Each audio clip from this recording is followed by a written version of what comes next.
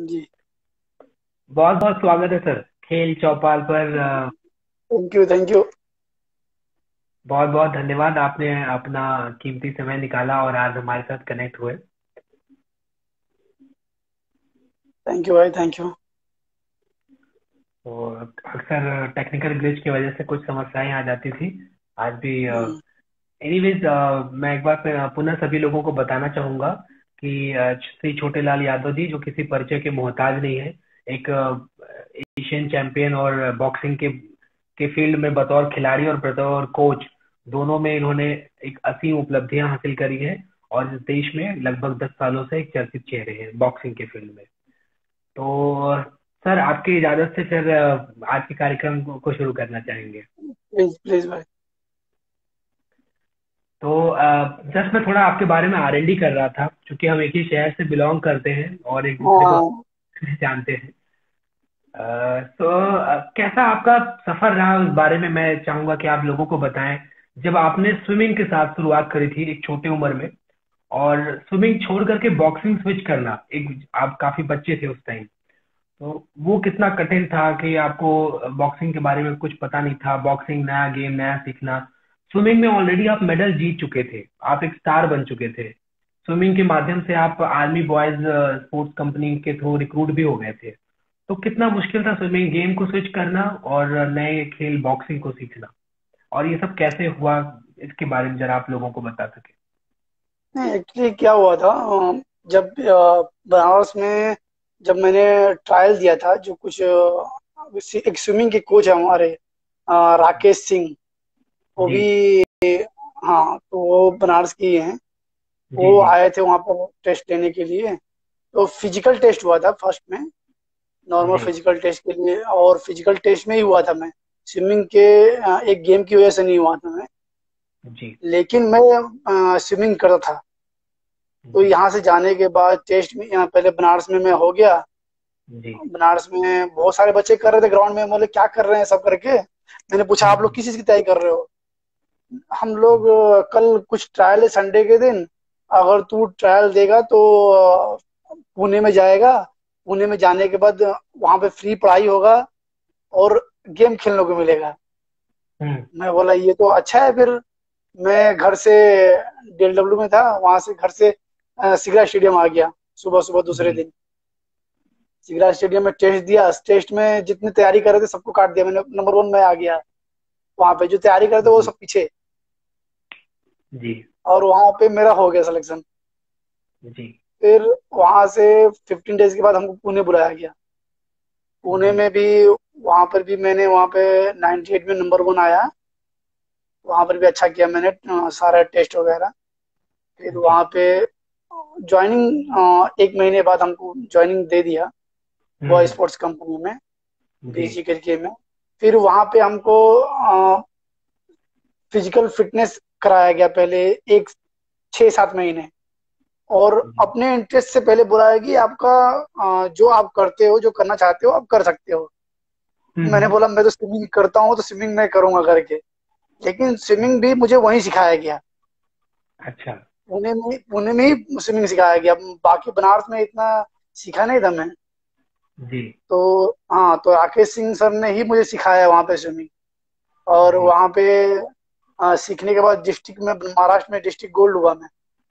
जी। और स्टेट के लिए भी सिलेक्शन हो गया था। लेकिन फिर जो बॉक्सिंग के कोच थे साहू राज बिराजदार, जी। और तो उन्होंने, ओलंपियन है वो और एशियन गेम्स जी। मेडलिस्ट हैं। जी। उन्होंने मुझे देखा, बोला कि तेरा बॉडी स्विमिंग के लिए नहीं है, तो बॉक्सिंग के लिए बहुत अच्छा है। और जी। बहुत तेरा बॉडी स्विमिंग बॉक्सिंग के लिए बहुत अच्छा है। मैं बोला ठीक है सर, क्या करना है बताओ। बोले कि तू परमिशन लेके आ राकेश सिंह से, जो तेरे कोच है, कि तू बॉक्सिंग करेगा करके। अभी सब कोई मेरे ऊपर ही फेंक दिए। फिर मैं गया राकेश सर के पास। मैं बोला सर जी। मुझे बॉक्सिंग करना है, स्विमिंग नहीं करना है। जी। राकेश सर ने बोला तू स्विमिंग में अच्छा कर रहा है, क्यों नहीं करना है अब। मैं नहीं सर, हाँ। मुझे बॉक्सिंग करना है। बॉक्सिंग वाले सर बोल रहे जी। हैं तेरा बॉडी बॉक्सिंग के लिए बना है करके। तो अच्छा, आपने सेम सेम एक, चीजें बोल दी उनको।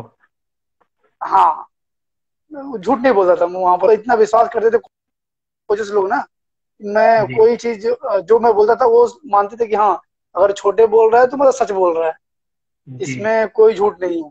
तो मुझे जी 1 हफ्ते तक स्विमिंग पूल के बाहर बैठाया सर ने, राकेश सर ने, जी बैठे रहे तो यहीं पे। फिर देखे कि जी हाँ ये इसका मन नहीं लग रहा है, जाना ही है उधर। जी। तो फिर मुझे राकेश सर ने बोले ठीक है तू जा बॉक्सिंग में जा करके। हम्म फिर बॉक्सिंग में फिर मैंने स्टार्ट किया। फिर बहुत मेहनत किया, बहुत मेहनत किया। और हम्म, 6-7 महीने में स्टेट में जो मुंबई में हुआ था जोगेश्वरी में, जी तो वहां पे गोल्ड लिया और बेस्ट बॉक्सर लिया, ट्रॉफी लिया। उसके जी। बाद जाके फिर राकेश सर से मिला मैं। ओके। और तो हाँ, क्या फिर क्या जाके मिला प्रतिक्रिया मैं। था? हाँ, हाँ, सर से मिला। सर मेरे को मतलब अपने इधर के है ना सर, बोले वो कैसे भी चाहते थे कि तू अच्छा होना चाहिए, किसी भी स्पोर्ट्स में जा, जी अच्छा करो। तो सर का पैर छुआ, सर बोले कि अभी पीछे नहीं मुड़ना है, अभी आगे बढ़ते ही जाना जी है। बोला सर थैंक यू सर, पक्का मैं करूंगा करके। फिर मैं जी उसके बाद कभी पीछे देखा ही नहीं मैंने। नेशनल गया, नेशनल मेडल लिया, कैंप गया, फिर इंडिया टीम। फिर 2000 से कंटिन्यू, फिर कभी सब junior, junior, senior continue camp में ही रहा, कभी पीछे जी नहीं आया। फिर जी हमेशा कैंप में रहा, कभी सब जूनियर कैंप में, फिर टूर पे, फिर जूनियर कैंप में, फिर टूर पे, फिर सीनियर कैंप में। जी फिर कभी मैं रुका नहीं, बीच में कभी नहीं स्टॉप नहीं हुआ, कंटिन्यू जी चलता रहा। सब जूनियर, जी जूनियर, सीनियर सब। जी। आ, ये है। जैसा आपने जब स्विच किया, राकेश सर ने भी 1 हफ्ता तक आपको बिठा करके रखा, हम्म, है ना? हम्म, उनका भी अपना मानना था कि आप, उन्होंने एक बेहतरीन स्विमर को रखा है अपने पास, एक हाँ भविष्य हाँ, का बड़ा स्विमर उनके हाथ से जा रहे हैं। तो उन्होंने जो अपनी मौन भाषा में जो नाराजगी जताई, हाँ, उसको तो आपने किसी तरह झेला। लेकिन क्या आपके खिलाड़ियों ने, जो आपके सहयोगी थे, जब हम्म। उनको पता चला तो कि आप स्विमिंग छोड़ करके बॉक्सिंग में जा रहे हैं, तो उनका क्या प्रतिक्रिया था? क्या बॉक्सिंग के खिलाड़ियों ने आपको उसी तरीके से वेलकम किया, या आपकी विदाई स्विमिंग के खिलाड़ियों ने कही थी कि आप बॉक्सर बनो, हमें स्विमिंग में रहने दो? उनका क्या नहीं, प्रतिक्रिया और कैसा व्यवहार रहा? जो स्विमिंग के अच्छे अच्छे प्लेयर थे ना, जी मुझे याद है, अच्छे अच्छे प्लेयर थे वो लोग। और वो जी लोग जब गेम छोड़ के गया तो कोई लाइक नहीं किया मुझे, कि बहुत ताने दिया गया कि जी तू इंटरनेशनल खेलेगा, तू क्या कर लेगा देखते हैं करके, हम्म, और बॉक्सिंग में तू क्या करता है वो देखते हैं करके बहुत सारे लोग मुझे बोले। और जी बॉक्सिंग वाले भी मुझे बहुत आ, बोले कि तू आया है, तू देखते हैं तू क्या करता है, कौन सा तीर मारता है करके, बहुत सारे लोग बोले मुझे। और लाइक नहीं करते थे मुझे ज्यादा लोग। जी मुझे उससे फर्क पड़ता नहीं था। मेरा जो काम था, जैसे स्विमिंग में कहता था उसमें बॉक्सिंग में मुझे करना था, करके जी दिखाना था सर को, और अपने जी परिवार को सही करना था। मेरा मकसद क्या था कि मैं इस गेम के जरिए मैं अपने जो उस टाइम की स्थिति थी, उस चीज को मैं चेंज जी कर सकूं। मेरी जी जो जिम्मेदारियां थी वो उसको मुझे पूरा करना था, जो जी मैंने जी जान से किया। मतलब इतना ट्रेनिंग करता था मैं कि सब लोग सोचते रहते कि ये कर कर कैसे लेता है। जी मतलब सुबह भी ट्रेनिंग, पढ़ाई के बाद तुरंत ट्रेनिंग जिम में, फिर शाम को सर के साथ ट्रेनिंग, फिर रात को कभी कभी खाना खाने के बाद ट्रेनिंग। तो वो जी एक क्रेजी था ना, क्रेजी मैन जैसा था मैं। हम्म, मतलब कुछ ना कुछ करके दिखाना था। जी। लेकिन आज वो बच्चे मिलते हैं मुझे, जो मेरे सीनियर लोग हैं, वही अभी मैं उनको सेम रिस्पेक्ट है मेरा। उनका मन था, जो बोलना था बोले वो लोग, जी क्या कर सकते हैं। सर, लेकिन उस मैं टाइम चाहता हूँ कि अभी, हाँ जी, तो आप बच्चे रहोगे, आपकी एज कितनी थी? उस टाइम मैं 11 साल का था, 11-12 साल का था।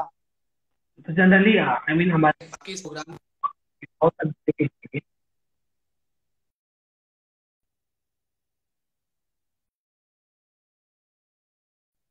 आजकल हम ये देखते हैं इस तरह की प्रतिस्पर्धा होती है जहाँ पे बच्चे एक दूसरे की स्लेजिंग करते हैं। तो ये स्पोर्ट्स में एक कॉमन सी बात है, जब हम बड़े लेवल का गेम खेलते हैं तो खेल का एक हिस्सा हो जाता है। लेकिन इसको टैकल करना सबके बस की बात नहीं, अपने कूल, अपने टेम्परामेंट को फोकस रखना अपने गेम पे। तो मेरा जानने का उद्देश्य है कि उसको आपने किस तरीके से मैनेज किया, क्या सर सुन के नजरअंदाज करते थे, या उसको अपनी आपने ताकत बनाया कि नहीं अब मैं अपने आप को इनको दिखाऊंगा करके कुछ बेहतर। मैं जब भी वो बोलते थे ना मुझे, या कोई भी निगेटिव चीज बोलते थे, मेरा एक ही मकसद था, इनको मुझे करके दिखाना है। जो मुझे जी। बोलते हैं कि तुम नहीं कर पाएगा, इन लोगों को मुझे इतना मेहनत करना है, इतना मेहनत करना है, और इनको करके दिखाना है कि मैं खेल सकता हूँ। पहले तो हम लोग, मेरा क्या मकसद था, इंडिया खेलना है, मतलब इंडिया पीछे लिखना चाहिए, जी। 5 अक्षर लगाना है, ये मकसद था। और जी। जब फर्स्ट इंटरनेशनल खेला मैं, तो मैं कितने जी। घूमता था, मैं सोता भी उसी में था, ट्रैक सूट में भी सोता था, घूमता भी उसी में था। मतलब ये जी। क्रेजी था मैं, मतलब कोई भी चीज हो ना, उसमें फोकस होना बहुत जरूरी है, आपका फोकस। और आपने एम बना लिया कि आपको ये करना है, तो आपको कोई रोक नहीं सकता। जी। लेकिन उसके लिए ना, जो साइड की जो भी चीजें होती है, निगेटिव चीजें होती हैं, उसको ध्यान नहीं देना। मेरा मकसद आज भी मैं वही करता हूँ, जो मेरा काम है उस पर फोकस करो, जो आपने एम बनाया है उसको पूरा करने के लिए अपनी पूरी जान लगा दो।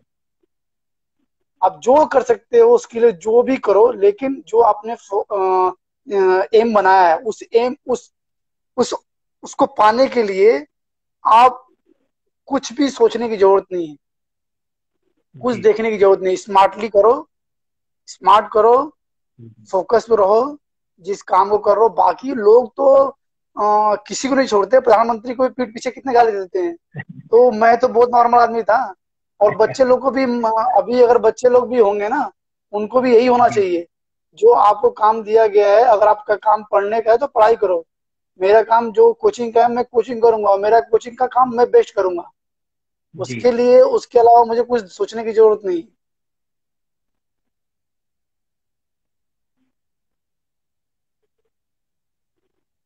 मुझे लगता है कुछ नेटवर्क की। आवाज आ रही है? जी। जी, अभी आ रही है। अभी तो आ रही है प्रॉपर आवाज। पहले पहले पहले आवाज नहीं आ रही थी। बीच में लास्ट में आपका कुछ सेकंड्स के लिए पॉज हो गया था आवाज। हाँ, तो मतलब यही है कि मैं यही मैं चाहता हूँ, अभी भी जो भी बच्चे हैं ना, अगर वो पढ़ाई जी। करना चाहते हैं तो पढ़ाई में फोकस करें। जो जी। उन्होंने सोच लिया है उसको करने के लिए जो निगेटिव चीजें हैं उसको साइड रखें। निगेटिव चीजों पे राइट। ध्यान देने की जरूरत नहीं है। उनको मेहनत करना चाहिए, अपना जो एम बनाया है उस एम को पूरा करने के लिए पूरी जान लगा देना चाहिए। जी। और बट स्मार्टली। वो काम करने वाले बहुत काम करते हैं, बैल भी काम करता है, तो जी। ऐसा काम नहीं होना चाहिए। जो भी काम करो उसमें स्मार्टली काम करो। अ, अगर जिस फील्ड में हो, उस फील्ड में आप किसी से भी सीख सकते हो, और कोई भी चीजें आप कैच कर सकते हो, और कैसे भी जो जिसके साथ जुड़े हुए हो, उसके परफॉर्मेंस जी। के लिए, जी। उसको कैसे उसका परफॉर्मेंस आना चाहिए, उस पर ध्यान देना चाहिए, उसको फोकस करना चाहिए। अगर मैं ही ट्रेनिंग कराता हूँ मेरी को, मैं अगर परफॉर्मेंस नहीं आएगा, मुझे क्यों रखेगी वो? बिल्कुल। कभी नहीं रखेगी, और रखना भी नहीं चाहिए। अगर परफॉर्मेंस नहीं आएगा क्यों रखेगी? अगर आप ही मुझे कोई काम देते हो, अगर मैं काम उस काम को अच्छा नहीं करता हूँ, अगर उस चीज को जी। नहीं, एक आपने कुछ मुझे दिया काम कि छोटे आपको ये काम करना है, और ये इस काम को मुझे इतने दिनों में ये चाहिए, रिजल्ट चाहिए मुझे। अगर रिजल्ट नहीं जी। दे पाऊंगा, आप क्यों वो करोगे आप? बिल्कुल। तो सब लोग का सेम है, अगर मैं रिजल्ट नहीं दूंगा मुझे कोई नहीं रखने वाला। राइट। हाँ, लेकिन मेरा काम करने का तरीका कुछ अलग है। मैं बहुत ज्यादा फोर्स नहीं करता किसी को किसी काम के लिए। मैं बात अपना अपना बातचीत भी करता हूँ, और जो काम, मान लो अगर मन नहीं है, किसी का, मेरी का मन नहीं होता किसी किसी दिन ट्रेनिंग करने का, अब उस मन को मैं क्या करता हूँ, अपना बातचीत किया, चलो वॉकिंग करते हैं, वॉकिंग करते हैं, वॉकिंग करते करते जॉगिंग करने लगते हैं, बात करते करते बहुत बात, जॉगिंग करते करते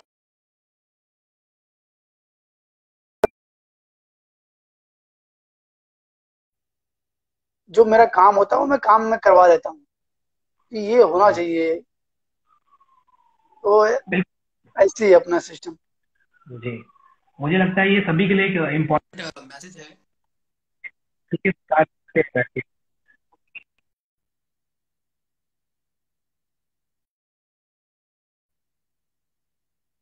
नहीं कर पाएंगे, रिजल्ट नहीं दे पाएंगे अपना बेस्ट। तो मैं आपकी बातों से अग्री करता हूँ। सर आगे अगर बात करें कि आपने तो वो 11 साल की एज की उम्र की बात बता दी, महज 13-14 वर्ष की उम्र में जब आप एशियन कैडेट गोल्ड मेडलिस्ट बने, और हमारे उस टाइम के तत्कालीन खेल मंत्री स्वर्गीय सुनील दत्त साहब, जो कि बॉलीवुड स्टार भी थे उस टाइम पे, तो उनके साथ कैसा एक्सपीरियंस रहा? फिर वो महज 2 साल 3 साल में इतना बड़ा एक्सपीरियंस आपको मिला। और मैं तो बहुत खुश था। मैं दिल्ली आया था कौन सा जी विज्ञान भवन में जी। वो फंक्शन रखा हुआ था वहां पर। चेक दिए, सर्टिफिकेट दिए मुझे, और राइट। फोटो वगैरह लिया। और मतलब इतने अच्छे इंसान है ना वो। जी वो ऐसे खेल मंत्री मैंने कभी नहीं देखा। जी। वो उस टाइम मैं मिला और बातचीत की, कहाँ से हो? मैं बोला आर्मी से सर, और पुणे में आर्मी स्पोर्ट्स इंस्टीट्यूट में हूँ। फिर 10 दिन के बाद वो पुणे में आए। 10 दिन के अच्छा। बाद ही पुणे में आए।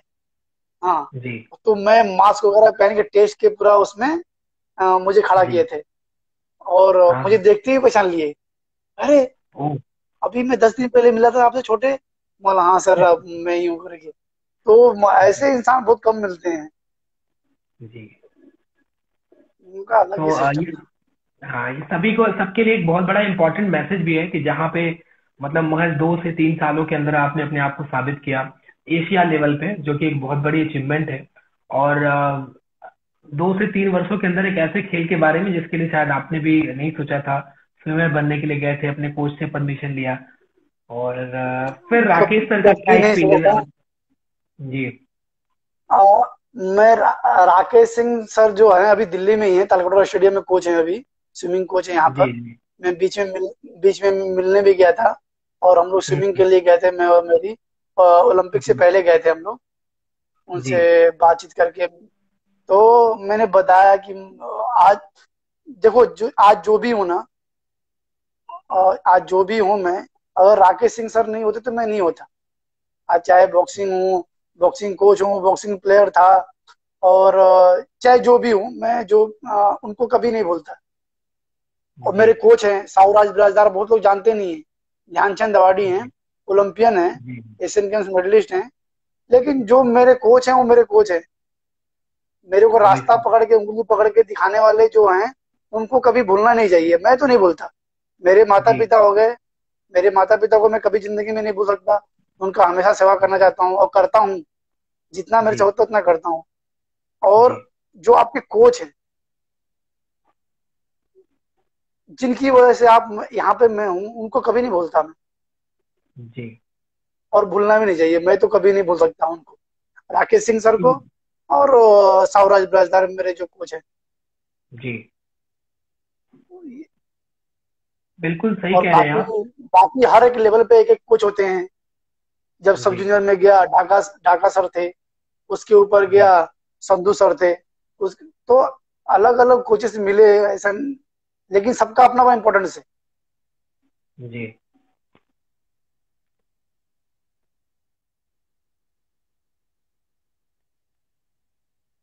लग रहा है कुछ नेटवर्क से परेशानी है। आवाज नहीं, अभी भी आवाज नहीं आ रही है?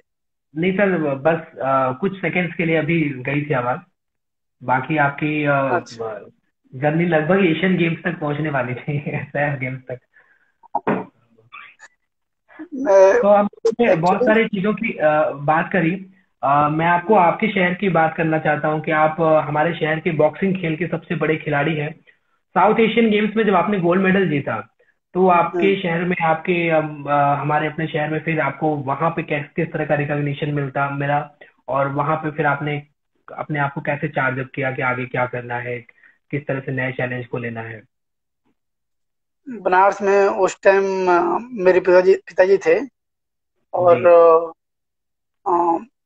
कुछ गंगा गंगा अवार्ड मिलता है वहां पर एक, जी बनारस में।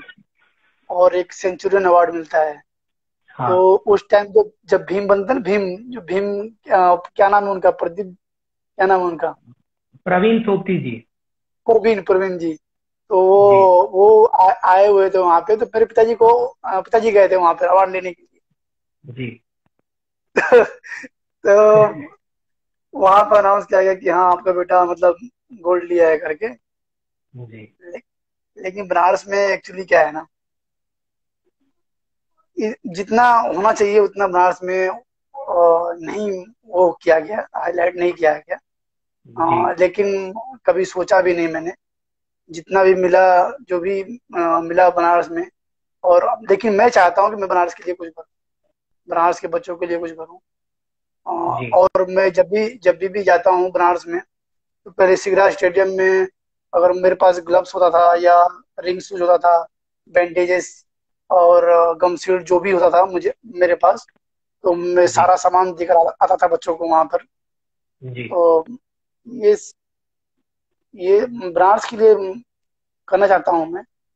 बाकी जी। चलता रहता है नहीं, सब। क्योंकि मेरा सवाल पूछने का सर मतलब ही यही था, क्योंकि आप सबसे बड़े स्टार थे, क्योंकि हम स्कूलों में हुआ करते थे जब आपकी साइंस गेम्स की उपलब्धि जानी। जब आप एशियन गेम्स 2010 में खेल रहे थे, तो हम लोगों के लिए एक बहुत बड़ी अचीवमेंट थी। हमें दूरदर्शन पे क्लिपिंग आया करती थी, तो बॉक्सिंग का क्लिप दिख जाए बनारस से खेल रहे हैं, अपने शहर का, अपने देश में, या कॉम्बैट स्पोर्ट्स की जुड़ाव की वजह से। तो आपके बाद सर उतना टैलेंट कभी बन के आया नहीं शहर में। तो आपको क्या लगता है कि आप भी अगर बनारस में रहते तो इतने बड़े खिलाड़ी नहीं हो पाते जो आप बन पाए, या उस सिटी में और किस तरह का डेवलपमेंट होना चाहिए जो अभी तक नहीं हुआ? क्या एक्चुअल में पोटेंशियल की कमी है, या आपका क्या नजरिया है? अ, अगर मैं बनारस में होता तो मैं नहीं कर पाता, ये तो सही है। क्योंकि बनारस में वो चीजें नहीं है जो पुणे में बॉय स्पोर्ट्स कंपनी में है, आर्मी स्पोर्ट्स इंस्टीट्यूट में है। तो वो चीजें नहीं है वहां पर, आज भी नहीं है, जी। आज भी नहीं है वहां पर। और वहां पे अलग, बनारस में आप जानते हो, बनारस के हो, भौकाल लोग ज्यादा है वहां पे, भौकाली करने वाले ज्यादा लोग हैं, काम करने वाले कम हैं। तो जी। इसमें जो भी, लेकिन अगर मैं चाहता हूँ कि बनारस में चेंजेस हो, जी। बनारस में ऐसा एकेडमी खुले, ऐसा कुछ स्पोर्ट्स का माहौल बने जिससे बच्चे बहुत टैलेंटेड है वहां पे, लेकिन जी। उनको वो कोचेस मिलने चाहिए, वो कोचेस मिलना चाहिए जो उनके पीछे हार्ड वर्क कर सके, उनको अच्छा कर सके। ये गवर्नमेंट उस पर अगर ध्यान देगा तो बहुत कुछ हो सकता है। अभी भी वहां पे बहुत टैलेंटेड बच्चे हैं। जी। देखते हैं हम, जितना कर सकते हैं उतना हम करेंगे, बाकी। जी बिल्कुल सर। तो 2010 के बाद करियर में एक अलग टर्न आया, फिर कुछ समय बाद आप कोच बन गए। तो आपको लगा था कि जितने बड़े खिलाड़ी आप बने हैं उससे बड़े कोच बन के लोगों को दिखाएंगे? क्योंकि आपका जिस तरह से खिलाड़ी का करियर रहा, उंगलियां आप पे उठी कि क्या खेलेंगे, कितने बड़े खिलाड़ी बनेंगे, देखते हैं। तो कोचिंग लाइन में भी जब आप आए तो एक यंग कोच थे, तो भी इसी तरह के प्रश्न उठे। तो उसका कैसा सफर रहा, उसमें कैसे आपने किया? जब मैं बॉक्सिंग छोड़ा था मैंने, जी। उस टाइम मुझे इंजरी इंजरी भी हो गई थी। अ, जी। फिर कोई ऐसा नहीं था कि अ, बहुत कुछ वो है कोचिंग की लाइफ में। लेकिन जो मैंने गलतियां की थी स्पोर्ट्स फील्ड में, उसको मैं नहीं करना चाहता था वहां पर। जी। कैसे, अभी कोचिंग लाइफ में अलग, अपना अलग एक तरीका होना चाहिए, मेरा अपना अलग तरीका है। मैं किसी जी। भी बच्चों को डिमोलाइज नहीं करता, मेरा काम करने जी। का तरीका अलग। मैं जी। पटियाला में एनआईएस डिप्लोमा किया। एनआईएस में बहुत कुछ सीखने को मिलता है।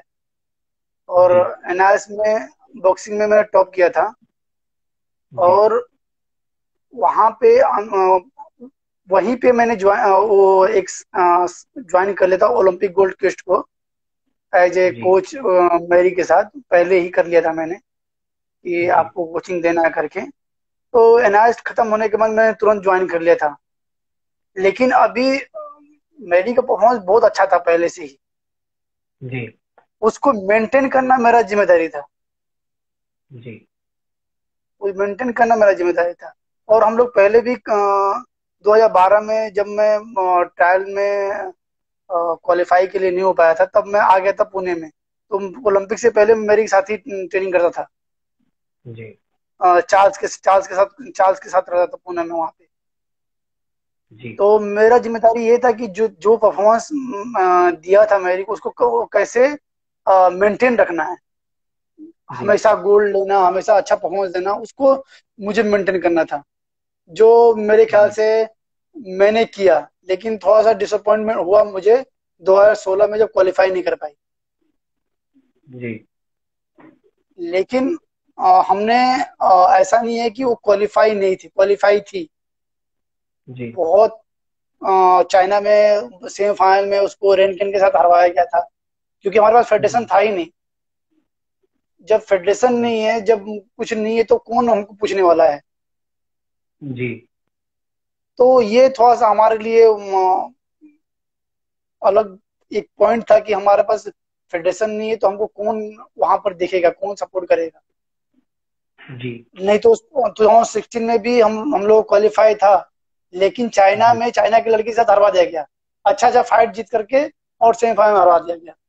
जी तो फिर वहां से फिर हमने कोई बात नहीं है, थोड़ा रेस्ट किए। आवाज आ रही है आपको? हाँ जी, बिल्कुल आ रही है। उसके बाद दोबारा हम लोग ट्रेनिंग किया। 2016 नवंबर से दिसंबर से स्टार्ट किया हमने। जी और 2017 में हमने अपना फिर से सेम स्टार्ट किए अपना परफॉर्मेंस। उसके बाद कभी जी रुके नहीं हम लोग। जो भी जी परफॉर्मेंस है आपको पता ही है क्या क्या परफॉर्मेंस है उसके बाद। बिल्कुल।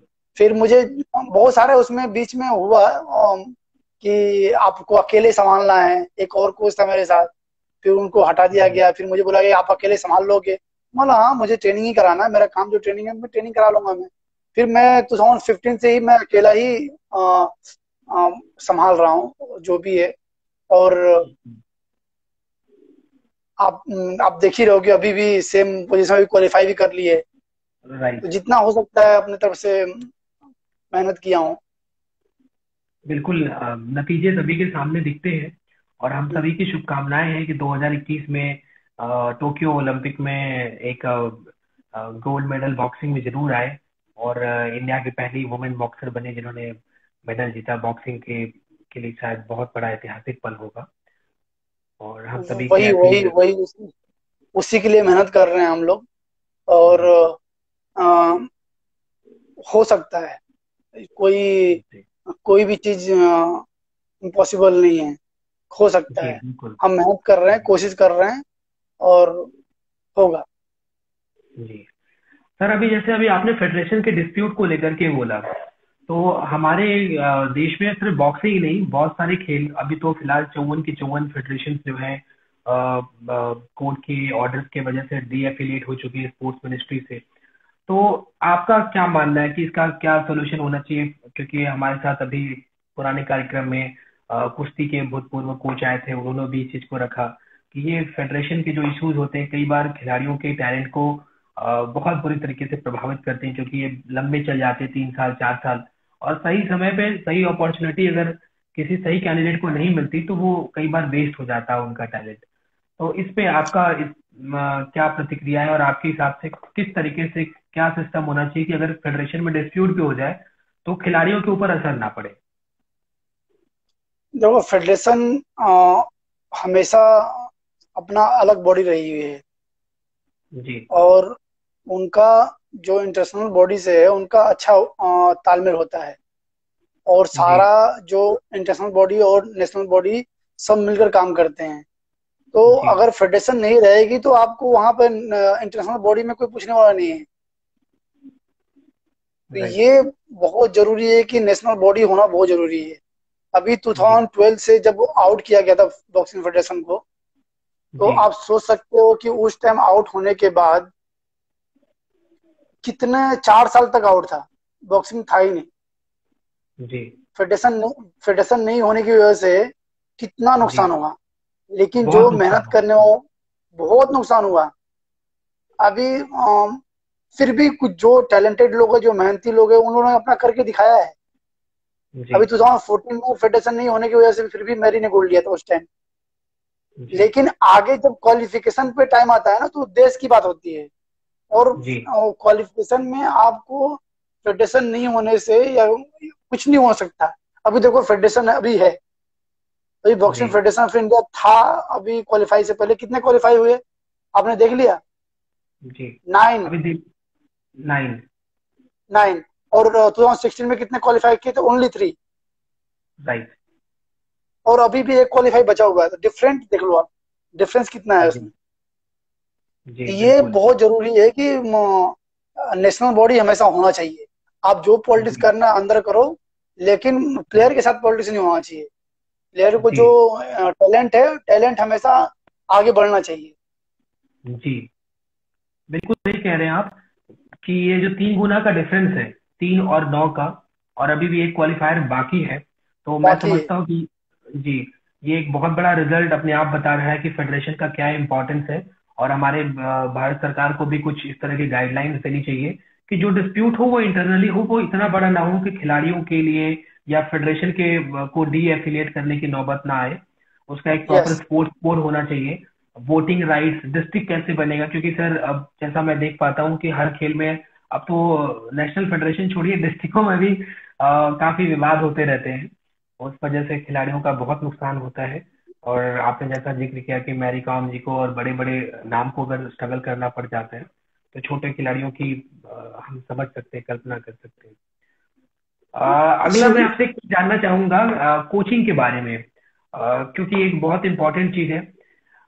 आई मीन आपके साथ एक बड़ा नाम है, 6 बार की विश्व चैंपियन, और मैरी कॉम को पूरी दुनिया जानती है।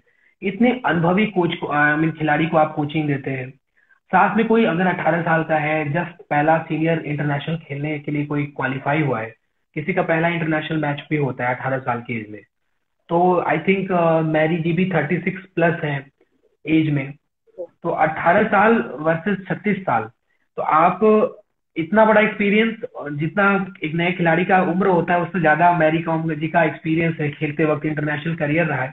तो कैसे सबको एक साथ मैनेज करते हैं, क्या ट्रेनिंग का तरीका अपनाते हैं कि आप सारा परफॉर्मेंस सबसे निकलवा लेते हैं?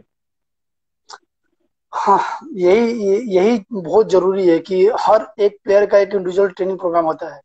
आप जी। आपको ये शायद पता होगा कि एक इंडिविजुअली प्रोग्राम सेटअप करते हैं सबके लिए। एक इंडिविजुअल प्रोग्राम होना चाहिए। अगर एलिट में आते हैं ना, एलिट एलिट जी। प्लेयर को हम ट्रेनिंग कराते हैं, तो सबका एक इंडिविजुअल ट्रेनिंग होता है।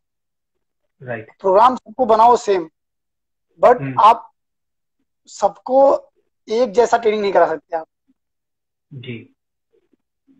अगर जो एक 18 साल का बच्चा है, एक 20 साल का बच्चा है, 21 साल का बच्चा है, उसको आप 2 घंटा अच्छे से ट्रेनिंग करवा सकते हो, जी ज्यादा टाइम, वॉल्यूम ज्यादा दे सकते हो। बट अगर बिल्कुल। वही सेम 2 घंटा अगर मेरी भी ट्रेनिंग कराऊं, तो ये बेवकूफी जी। होगा। राइट। और वो क्या होगा कि अगर मैं इतना देर तक ट्रेनिंग कराऊंगा, तो वो इंजरी में चली जाएगी। जी। तो अब यही होता है कि ट्रेनिंग कराओ, और एक स्मार्टली ट्रेनिंग कराना है। वो बहुत कम टाइम में वो हम अचीव करने की कोशिश करते हैं कि सबका अलग अलग प्रोग्राम बना करके, और उसमें मैं ट्रेनिंग कराता हूँ। अगर कोई नया बच्चा आता है, उसको आज भी अगर पंचिंग पैड कराना होता है ना, तो जी। एक दूसरे बच्चों को कराने का तरीका अलग होता है, मेरे को कराने का तरीका अलग अलग है। जी। तो ये इंडिविजुअल इंडिविजुअल ट्रेनिंग होना चाहिए हर बच्चे के लिए। और जो वही कोशिश करता हूँ मैं कि सभी बच्चों के लिए कि इंडिविजुअल से ट्रेनिंग कराया जाए। अगर इंडिविजुअल ट्रेनिंग होता है तो अलग से कराया जाए। जी। बाकी जो ट्रेनिंग इस टाइम जो चल रहा है, जी। वो बहुत ही अच्छा चल रहा है। टीम में भी हमारा टीम, वुमेन टीम अच्छा कर रही है। 4 क्वालिफाई की है जी। 5 वेट में, एक वेट बच गया जी। है सिर्फ। तो वो भी हो जाएगा। और जो आने वाले बच्चे हैं, फ्यूचर भी हैं, वो भी अच्छे बच्चे हैं। जी। उनको बस संभाल के लेकर चलना है। जी। एक जैम लोग, उनको संभाल के लेकर चलना है। ऐसा नहीं है कि आप एक ही साल में, 2 साल में आप रगड़ दो और खत्म कर दो, तो ऐसा नहीं कर सकते। तो मैं यही राइट। कोशिश करता हूँ कि सबको अपना एक अलग से ट्रेनिंग दिया जाए, जिसका जो क्वालिटी है उसको और इम्प्रूव किया जाए, जी और जो कमियां हैं उसको, कमियों को कैसे दूर कर सकते हैं, बिल्कुल। उस पे भी काम करते हैं हम लोग। जी सर, अभी वर्तमान समय में अगर मैं बात करूं, कोविड का समय चल रहा है। तो इस कोविड के समय में सभी लोग काफी परेशान है। कोरोना जो है अभी थमा नहीं है, इसकी रफ्तार बढ़ ही रही है। तो इस टाइम पे सर ट्रेनिंग कराने के लिए क्या क्या प्रिकॉशंस झेलने पड़ते हैं और कितना चैलेंजिंग है ट्रेनिंग कराना इस समय में? चैलेंजिंग तो बहुत ज्यादा है इस टाइम। देखो, एक कम्बाट आप फाइट नहीं कर सकते, जी फाइट नहीं कर सकते आप, बट पहले हम लोग क्या किए यहाँ पे, कहीं पर भी बच्चों से अगर दूर से ही ट्रेनिंग कराना पड़ता है, फिर भी। जी और आपने टेस्ट करा लिया, कोविड टेस्ट करा लिया, कोविड टेस्ट करने के जी बाद अभी हर बहुत सारे कंट्री में कंपटीशन शुरू भी हो गया है। जी तो उनका हर चीज से एक एसओपी बना गया, एक प्रोटोकॉल बना गया है, उसके हिसाब से ट्रेनिंग करवा रहे हैं। अभी मैं क्या करता हूँ, नेहरू स्टेडियम में हूँ मैं। जी पटियाला से आया मैं, पटियाला से आने के बाद यहाँ पर 10 डेज क्वारंटाइन था। टेस्ट करवाया अपना, जी टेस्ट करवाने के बाद नेहरू स्टेडियम से मेरी घर जाता हूँ डेली ट्रेनिंग कराने के लिए। जी लेकिन बीच रास्ते में कहीं रुकना नहीं है मुझे, अपने गाड़ी से जाता हूँ, सीधे घर में ही, घर के पास ही रोकता हूँ, वहां पर ट्रेनिंग करवाता हूँ। जी वहां से फिर गाड़ी में बैठना है, फिर वापस अपने स्टेडियम में आना है, अपने रूम में जाना है, फिर कहीं नहीं जाता जी हूँ मैं। तो ये जी बहुत सारी चीजें और हम बाहर जा ही नहीं सकते जी इस टाइम। क्योंकि सर अभी के, बोलिए। नहीं नहीं सर बताइए। नहीं, बोलिए बोलिए। नहीं, जैसे अभी आप मैनेज कर पा रहे हैं क्योंकि आपका एक टफ शेड्यूल है, स्टेडियम स्टेडियम से मैरी जी के घर। और मेरा सवाल पूछने का एक उद्देश्य ये भी था, क्योंकि हमारे देश में बहुत सारे जो स्पोर्ट्स के कोचेज हैं, बॉक्सिंग नहीं सभी स्पोर्ट्स के कोचेज, सभी लोग होटल इंडस्ट्री की बात करते हैं और अन्य इंडस्ट्रियलिस्ट की बात करते हैं कि उनको कितना लॉस हुआ कोविड की वजह से, वो कैसे सरवाइव कर रहे हैं। लेकिन जो हमारे स्पोर्ट्स कोचेस थे जिनका पेशा स्पोर्ट्स था, उनके लिए भी बहुत आर्थिक समस्याओं से उनको जूझना पड़ा और उनके लिए भी काफी मुश्किल हुआ है। तो आपके माध्यम से मैं उनके लिए क्या प्रोटोकॉल हो सकता है, वो किस तरीके से अपनी ट्रेनिंग दे सके, और मैं वो भी चाहता था कि उन तक एक पॉजिटिव संदेश पहुंचे। क्योंकि अभी ओपन हो चुका है तो प्रशिक्षण का कार्य भी शुरू हो गया है, तो लोग सेफ रह करके अपनी ट्रेनिंग भी दे सके। अभी अभी अगर अभी भी अगर ट्रेनिंग शुरू हो गया है, तो सेफ रहने के लिए सबसे पहले तो आप सभी बच्चों को आने से पहले को आप सैनिटाइजर दीजिए, या उनको बोल दीजिए सैनिटाइजर लेकर आना है, मास्क पहनना है। जब ट्रेनिंग करते हैं, थोड़ा 2 मीटर की दूरी पे अपना ट्रेनिंग कीजिए। और कम, अगर ग्रुप बना सकते हो ग्रुप बनाइए आप, बच्चों जी का ग्रुप बनाइए, इतने ग्रुप में ही बच्चे आएंगे ट्रेनिंग करने के लिए। उससे भीड़ भाड़ जी कम होगा, बच्चे ज्यादा नहीं आएंगे। और ग्रुप में ट्रेनिंग करा सकते हो आप। हाँ, कोचेस को मेहनत ज्यादा करना पड़ेगा। आप 5-5 का, 6-6 का ग्रुप बनाइए, और बहुत सारा जी ग्रुप बनाइए। आपको दिन भर काम करना पड़ेगा, लेकिन कम से कम आप भी सेफ रहोगे, बच्चे भी सेफ रहेंगे। जी फुल डे आप वर्क कर सकते हो, लेकिन ग्रुप में काम कीजिए। जी और सर बच्चों का बिल्कुल। टेम्परेचर आप बच्चों का देखते रहिए, जब आते हैं जब जाते हैं। फिर उनको, उनके ऊपर ध्यान दीजिए। मतलब कर सकते हैं, ऐसा नहीं है, प्रिपरेशन के साथ हम लोग कर सकते हैं। जी मुझे लगता है ये सबके लिए इम्पोर्टेंट चीज है कि अपने स्वास्थ्य का भी ध्यान रखें, क्योंकि हमारे जो प्रशिक्षक हैं, जो कोचेज हैं, क्योंकि एक लंबा समय जो प्रशिक्षण का कार्य करते हैं उनके लिए घर में बैठना और क्वारंटाइन रहना शायद सबसे बड़ा पनिशमेंट हो जाता है। तो वो थोड़ा सारी जो एनर्जी है एक साथ प्लेग्राउंड पे निकल रही है, लेकिन सावधानियां बरतनी भी बहुत जरूरी है क्योंकि सावधानियां कोचेस बरतिए, से। और ग्रुप बनाइए, ग्रुप में भी डिस्टेंस रखिए, और ज्यादा ग्रुप मत जी बनाइए। अगर जी आपके पास बहुत ज्यादा बच्चे हैं तो 4 का ग्रुप बनाइए या 6 का ग्रुप बनाइए। हाँ, कोचेस का बर्डन जी ज्यादा हो जाएगा, कोचेस, लेकिन कोचेस का काम ही यही करना है, बच्चों का जी ख्याल रखा, बच्चों को ट्रेनिंग देना है, तो फुल डे काम कीजिए, कोई दिक्कत नहीं है। राइट। लेकिन सेहत का भी ख्याल रखना है, और ट्रेनिंग भी होना चाहिए। तो आप ग्रुप में ट्रेनिंग जी करा सकते हैं, बहुत बड़ी चीज नहीं है। आपको फुल डे जी मेहनत करना पड़ेगा लेकिन। जी बिल्कुल। यही टेस्ट का टाइम है, शायद कोचेस के को भी अपने आप को टेस्ट करना चाहिए चैलेंज के रूप में। बिल्कुल और बिल्कुल उसे बिल्कुल, हाँ। जी सर, लाइक हमने आपके खेल करियर के बारे में बात किया कि किस तरीके से आप स्विमिंग से बॉक्सिंग के गेम में आए, इतने बड़े बॉक्सर बने, फिर कोचिंग फील्ड में आके इतने बड़े कोच बने, लगातार सफल कोच बने। हाल ही में आपको द्रोणाचार्य अवार्ड के लिए नामित भी किया गया था। सर, एक मैसेज जो आप सभी के लिए देना चाहेंगे, हालांकि आपका जो स्पोर्ट्स का करियर है वो सबके लिए अपने आप में कई तरह का संदेश है, लेकिन मैं आपकी तरफ से जानना चाहूंगा कि आप सबको क्या संदेश देना चाहेंगे, जितने भी लोग इसे अभी देख रहे हैं या बाद में देखेंगे। हम सभी खिलाड़ियों को और स्कूलों में जो भी बच्चे हैं सबको शेयर करते रहते हैं मोटिवेशनल स्पीचेस आपके और आप जैसे बड़े खिलाड़ियों के, तो उन्हें उनके लिए क्या कहना चाहेंगे?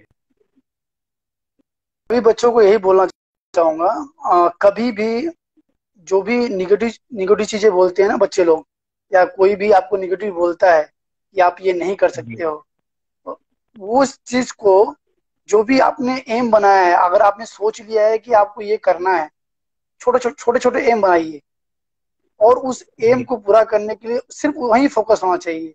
आप निगेटिव चीजों को साथ में लेकर नहीं चल सकते। वर्क पॉजिटिव करो, पॉजिटिवली वर्क करो, आप फोकस कीजिए जी। और उस काम को पूरा कीजिए। जी। कभी भी हार नहीं मानना है, और निगेटिव चीजें नहीं आना चाहिए आपके दिमाग में। हमेशा पॉजिटिव वर्क से काम करना चाहिए, पॉजिटिवली काम करना चाहिए, और वर्क हार्ड वर्क होना चाहिए जी। हमेशा, और स्मार्टली वर्क होना चाहिए। राइट। स्मार्टली वर्क होना चाहिए, हार्ड वर्क कीजिए, और जिस काम को कर रहे हैं उसमें फोकस कीजिए। आप जी। कोई भी चीज आप कर सकते हैं। जी। ये होना मैं चाहिए एक आदमी के अंदर कि अगर कोई आपने एम बना लिया है, तो उस चीज को पाने के लिए आप जी जान लगा दीजिए, अपनी पूरी जान लगा दीजिए, लेकिन स्मार्टली काम कर कीजिए और उस चीज को जी। पाइए। बिल्कुल। बिल्कुल, मैं समझता हूँ कि सभी के लिए ये एक कड़ा मैसेज है, क्लियर मैसेज है। और छोटे लाल जी का जो मैसेज है स्मार्ट वर्क का, तो स्मार्ट वर्क का डेफिनेशन भी लोग इसको एक्सप्लेन करते हैं एस फॉर स्पेसिफिक, जो कि आप देख सके कितना करना है। एम से मेजरेबल यस। होता है, आप उसको नाप सके कितनी चीजें हैं, क्या है, कैसे है। और ए से अप्रोप्रिएट हो रहा है, वाजिब होना चाहिए, यस। लॉजिकल होना चाहिए। लॉजिकल और होना आर, चाहिए। जी, आर से जो आई मीन अचीवेबल होना चाहिए वो आपके लिए। ऐसा नहीं है कि आपने कुछ सोच लिया और आपने सोच लिया कि चांद पे पहुंच जाना है, हिमालय पे नहीं पहुंचना चाहिए। जैसा कि आपने कहा कि छोटे छोटे स्टेप बनाइए, ठीक है। बिल्कुल। और लास्ट जो हम बात करते हैं 30 है, तो वो टाइम स्पेसिफिक होना चाहिए, छोटे छोटे स्टेप जो हम बनाते हैं टाइम में, लिमिटेड टास्क। और जैसा सर ने कहा कि नेगेटिव ख्यालों को दूर रखिए, सिर्फ पॉजिटिव चीजों पे फोकस करें, और जब तक आपको आपका लक्ष्य प्राप्त ना हो, रुकना नहीं चाहिए। बिल्कुल। और जी, आपने कोचिंग के भी एक महत्वपूर्ण टिप्स दिए, और कोच से यार हम अंदाजा लगा सकते हैं कि कितनी बड़ी जिम्मेदारी होती है एक कोच की। एक कोच कितना दूर तक सोचता है। आपका जैसे बॉक्सिंग का करियर स्टार्ट हुआ, हमारे साथ एक बार हमारी में खास मेहमान थी खुशबू खान जी, मध्य प्रदेश से, जिन्होंने हम्म। हॉकी के लिए अभी hockey goalkeeper, hockey. Indian team की गोलकीपर है जी।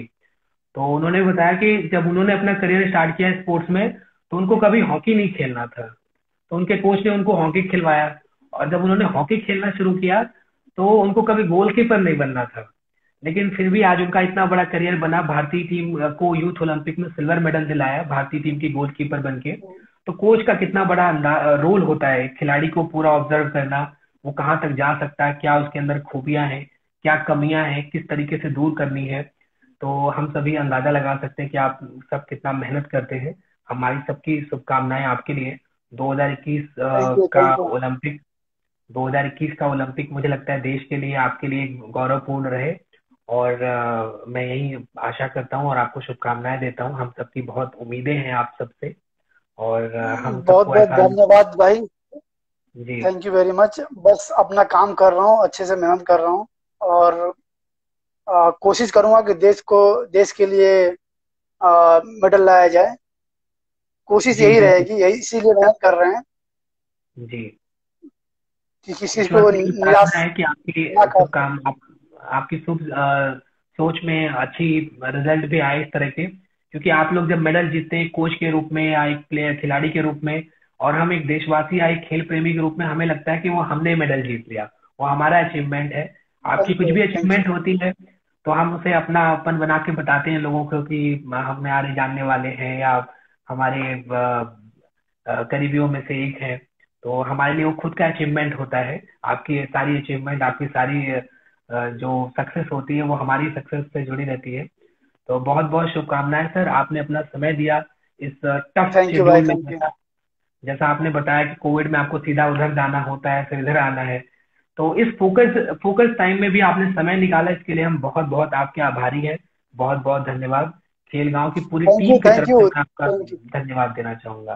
थैंक यू भाई, थैंक यू। जो भी सुन रहे हैं, अपने लड़के लोग आए हुए हैं यहाँ पर। जी, मैं देख रहा था सर। हाँ, तो त्रिदेव है, नितिन रावत जी हैं जो ओलंपियन है। जी हाँ, तो सबको धन्यवाद। जी जी। ठीक है, ठीक है भाई। नमस्कार। हाँ। बहुत बहुत धन्यवाद। शुक्रिया।